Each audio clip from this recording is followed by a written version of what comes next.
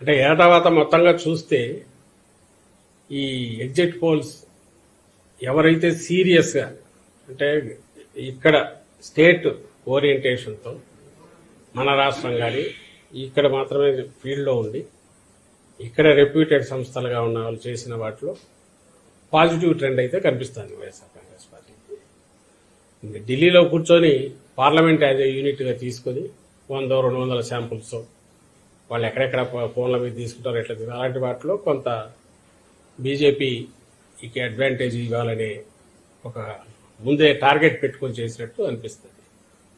So ఏది ఏమైనా ఇంకా 48 అవర్స్ మనకు ఈ టైంకు ఐ థింక్ ఎల్లుండి మొత్తం ఈవీఎంలన్నీ ఓపెన్ అయిపోయింటే రిజల్ట్ కూడా ఆల్మోస్ట్ తెలిసిపోయి ఉంటుంది. పాయింట్ వచ్చి ఇక్కడ ఏదంటే మళ్ళీ ముందు నుంచి మేము చెప్తున్నదే మళ్ళీ చెప్తున్నాం.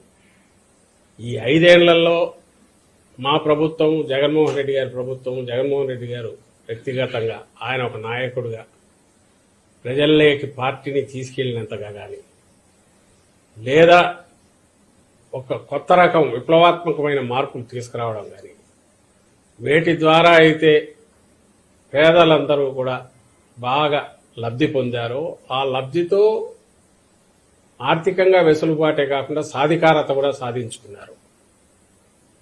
వాళ్ళందరూ ఖచ్చితంగా తమ ఆదరాభిమానాలు జగన్మోహన్ రెడ్డి గారికి మా పార్టీకి చూపించారనేది ప్రస్ఫుటంగా ప్రతి మా ఎలక్షన్ క్యాంపెయిన్లో కానీ లేదా అంతకుముందు గడపకపోయినప్పుడు పార్టీకి వచ్చిన ఆదరణలో కానీ కనపడుతుంది. నిన్న వచ్చిన సర్వేలు కానీ వాటిలో చూస్తే మళ్ళీ మేము ఫీల్ అయ్యేది అయితే ఈ సర్వేల్లో ఏదైతే రియల్గా ఫీల్డ్లో జరిగిన వాటికంటే కూడా ఇంకా మరింత మెరుగైన, చాలా మెరుగైన రిజల్ట్స్ ఉండబోతున్నాయి. ల్యాండ్ స్లైడ్ ఇది ఉన్నా ఆశ్చర్యపోవాల్సిన అవసరం లేదు. ఇది మరి సైలెంట్ ఓటు. వేరే ఊర్ల నుంచి వచ్చిన వాళ్ళు అయినా కూడా హైదరాబాద్ కానీ బెంగళూరు కానీ ఎక్కడికైనా బతుకు తెరువు కోసం పోయిన వాళ్ళు అయినా ఎవరైతే జగన్మోహన్ రెడ్డి గారి వల్ల కంటిన్యూస్గా బెనిఫిట్ కావడమే కాదు, అది కంటిన్యూస్గా బెనిఫిట్ కావడము, దానివల్ల వాళ్ళ ఫ్యామిలీస్ అన్ని బాగుపడడం, ఈయన ఉంటేనే మరింత మాకు మేలు జరుగుతుంది అని అనుకోవడం వల్లనే గతంలో ఎన్నడూ లేనంతగా వచ్చారు ఇక్కడికి. అక్కడి నుంచి వచ్చి ఓటు వేసిపోయారు అనేది మేము అనుకుంటున్నాం. ఎందుకంటే బయటకు వెళ్ళిన వాళ్ళు ఎక్కువ బతుకు తెరువు కోసం పోయిన వాళ్ళు ఉంటారు. బలిసిన వాళ్ళు లేకుంటే విపరీతంగా ఆర్థికంగా ఇదిగా ఉండేవాళ్ళు అక్కడ ఉండేవాళ్ళు కొద్దిమందే ఉండొచ్చు.